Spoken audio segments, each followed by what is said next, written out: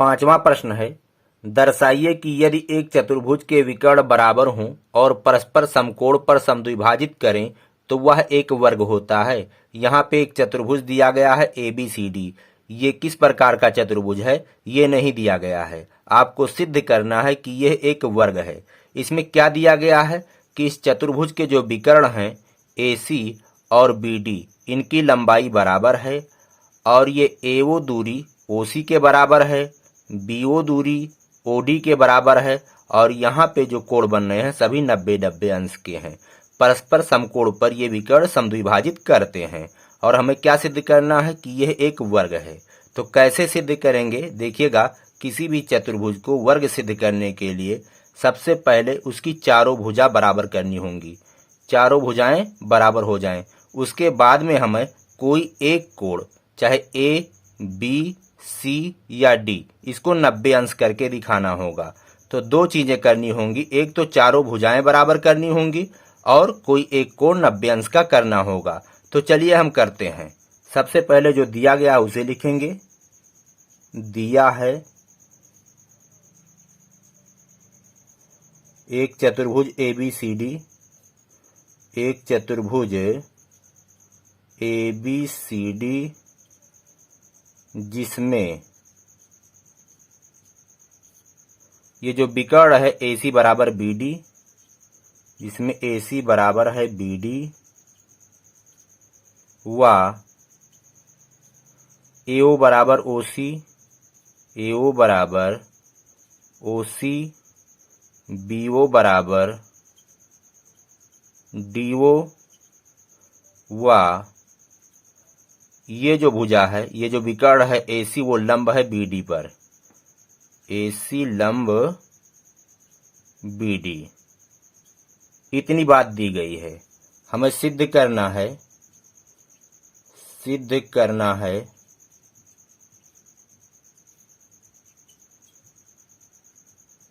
ABCD जो ये चतुर्भुज है एक वर्ग है, एक वर्ग है।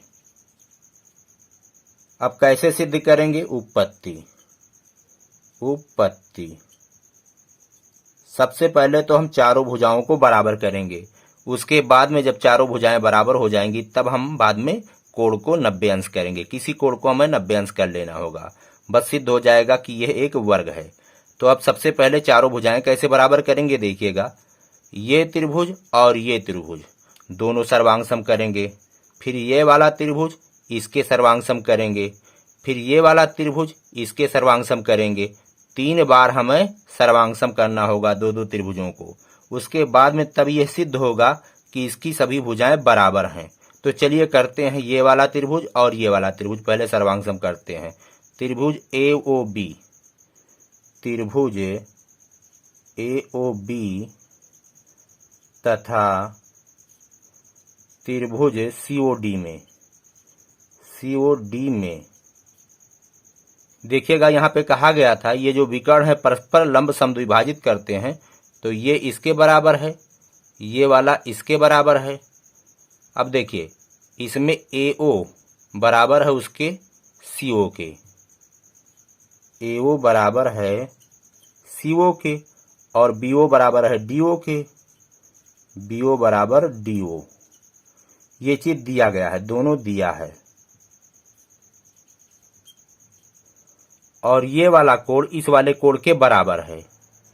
ये कोण है AOB, कोण AOB बराबर है कोण COD। क्यों बराबर है? क्योंकि AC लंब है BD पर, प्रत्येक कोण 90-90 अंश के हैं। तो इसलिए त्रिभुज AOB सर्वांगसम हो गया त्रिभुज COD। कैसे? दो भुजाएं और एक मध्यस्थ कोण बराबर हैं। तो जब ये दोनों त्रिभुज सर्वांगसम हो गए तो ये वाली भुजा इसके संगत है, तो AB बराबर हम CD लिख सकते हैं। तो AB बराबर CD, इसको समीकरण 1 मानेंगे। कैसे? ये दोनों बराबर हैं CP CT। सर्वांगसम त्रिभुज के संगत भाग बराबर होते हैं। इसको हमने समीकरण 1 मान लिया। इसी प्रकार जैसे इन दोनों त्रिभुज को हमने सर्वांगसम कर लिया है, इसको और इसको सर्वांगसम करेंगे। त्रिभुज AOD और त्रिभुज BOC। त्रिभुज AOD सर्वांगसम है त्रिभुज AOD-COB के। त्रिभुज COB के कैसे? इसकी भी दो भुजाएं और मध्यस्थ कोण बराबर होंगे। देखिएगा, ये भुजा इसके बराबर, ये भुजा इसके बराबर, ये वाला कोण इसके बराबर, तो ये दोनों त्रिभुज भी सर्वांगसम हो गए। अब यहाँ पे लिखेंगे, जब सर्वांगसम हो गए तो ये भुजा और ये भुजा संगत भुजाएं हैं, तो AD बराबर BC, इसलिए AD बराबर BC। इसको हम समीकरण 2 मानेंगे। कैसे? CP-CT सर्वांगसम त्रिभुज के संगत भाग बराबर होते हैं। अब चलिए पुनः हम कोई दो त्रिभुज लेंगे, संलग्न त्रिभुज लेंगे। ये वाला लीजिए, या ये दोनों ले लीजिए, या ये दोनों ले लीजिए, या ये दोनों ले लीजिए। चलिए इसको और इसको लेंगे।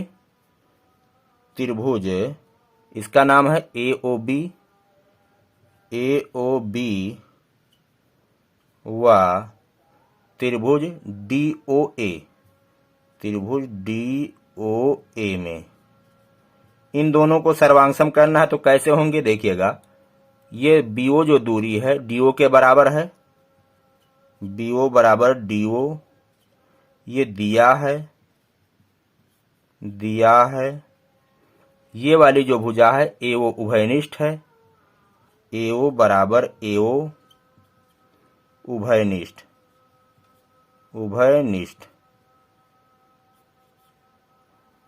और क्या चीज बराबर है? ये वाला कोण इसके बराबर है, इसका नाम है कोण AOB बराबर है कोण AOD। क्यों बराबर है? क्योंकि AC लंब है BD पर। अब ये दोनों त्रिभुज सर्वांगसम हो गए। त्रिभुज AOB सर्वांगसम हो गया त्रिभुज DOA। कैसे?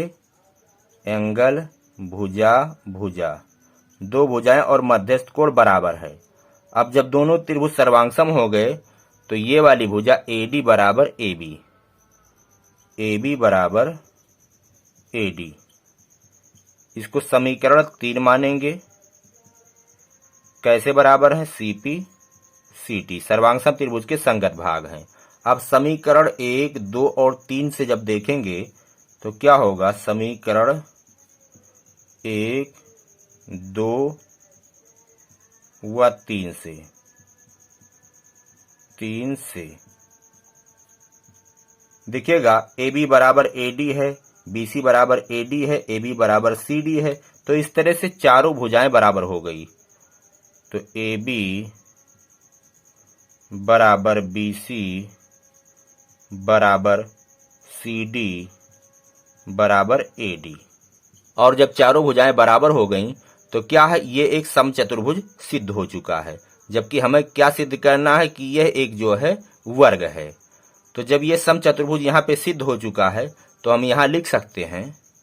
चलिए पहले लिख दें, अतः ABCD जो ये चतुर्भुज है एक समचतुर्भुज है।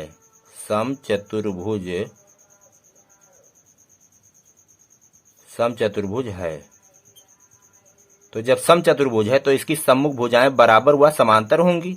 तो ये भुजा और ये भुजा हम इसको समांतर लिख सकते हैं। AD समांतर BC, तो यहाँ पे लिख देंगे, इसलिए AD समांतर BC। अब यहाँ पे ये काम हो गया। अब क्या करना है?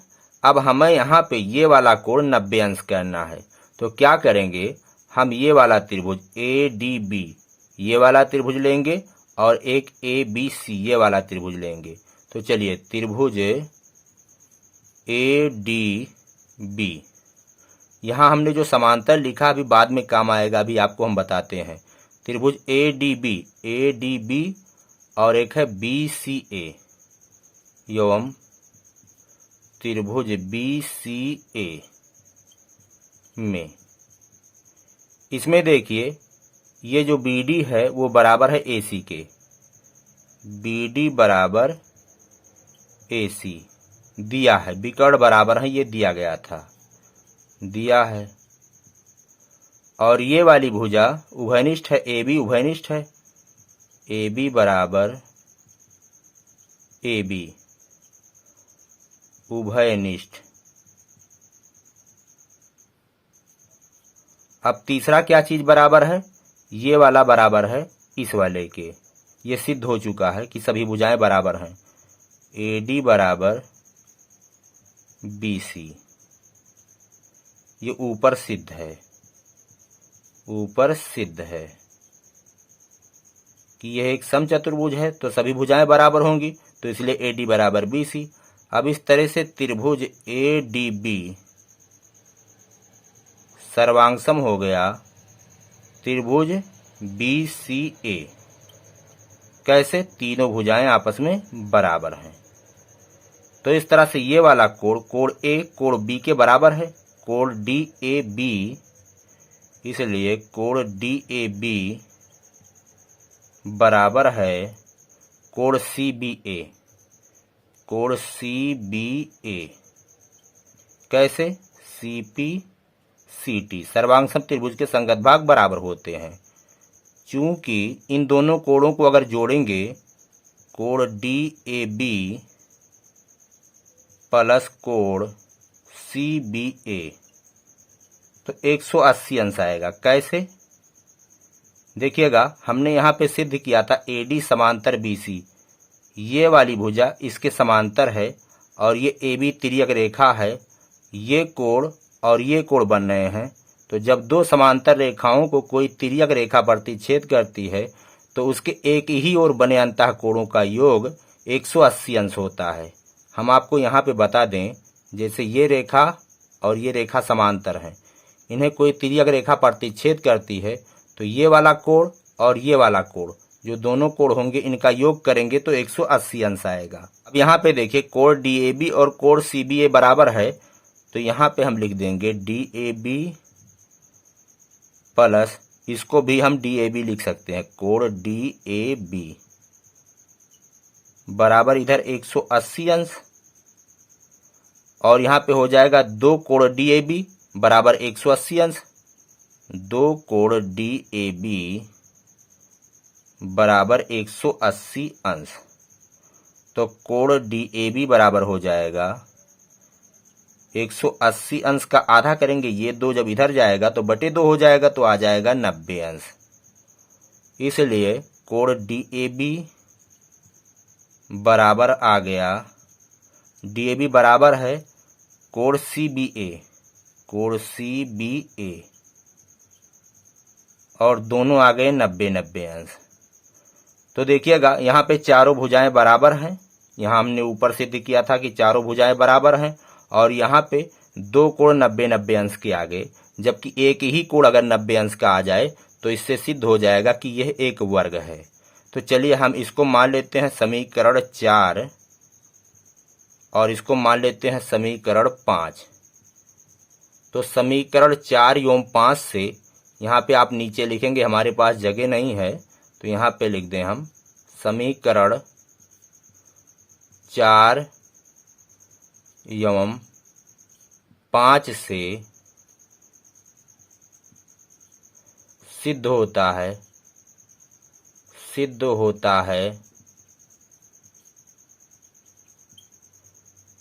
कि यह चतुर्भुज ABCD एक वर्ग है, एक वर्ग है।